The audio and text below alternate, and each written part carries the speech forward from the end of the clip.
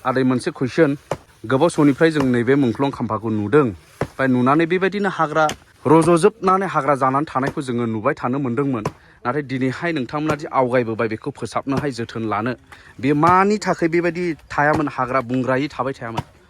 गिबियावनो इउटुबार सोमदोन बरगयारि फंबायनिसिम दिनैनि बे 10 तारिख अक्ट'बर 2023 फंबाया मोनसे गोनां सोंथिखौ सोंदों माने थांनाय बिगत 1989 मायथाइयाव एप्रिल दाननि जेनाखि बड'लेण्ड मुभमेन्टआव माने आलादा रायजो दाबिनायावहाय जों मोनसे समाव निसिमा बासि नङा टटेल बर' रायजो राजाफ्रा आलादा रायजो राजाखौ सापर्ट मोननानै जोङो मोनसे समाव पुलिसफोरजों दावहा होनांगौ जादोंमोन बे थाइस'बिल दावहारु ब्रिज होननाय जायगायावनो दिनै बे मुंख्लं खाम्फायावनो बे जागायदोंमोन बेखौ जोङो गोबाव सम मुंख्लंफोरखौ गोसोखांनानै बेबायदिनो सरकारनिफ्राय अनसुंथाइ जोङो बिबाय थादों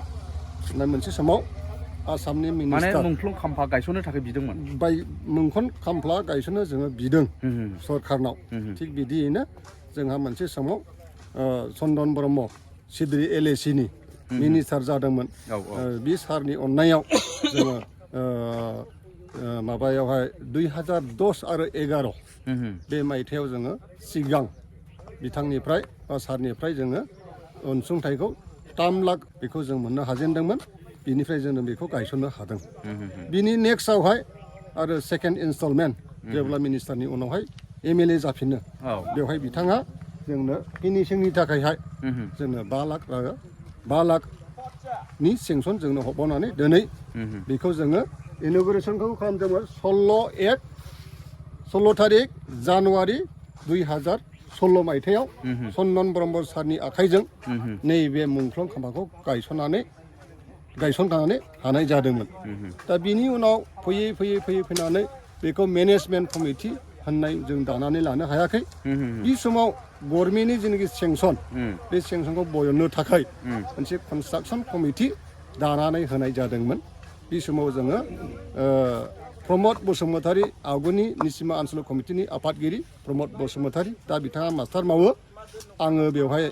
जेनेरेल सेक्रेटारि कनस्ट्राक्सन कमिटिनिमोन दा गोबाव सम बेबायदिनो थायै थानानै दा मेनेजमेन्ट कमिटि गैयैखाय जोङो गोथां मानसिफ्रा गोथैफोरखौ सनमान होबोनो जों रोङाखै बेखायनो दिनै जायफोरा दिनै हाग्रा नुनायखाय जोंखौ मालाबा सोंखारिदों दुखुनि बाथ्रा सोंखारजाखागोन जों मेनेजमेन्ट गैयैखाय आलाय आथानि जों खालामदों बिनि दायनिगिरिया जों बुंना लानांगोन दिनै नाथाय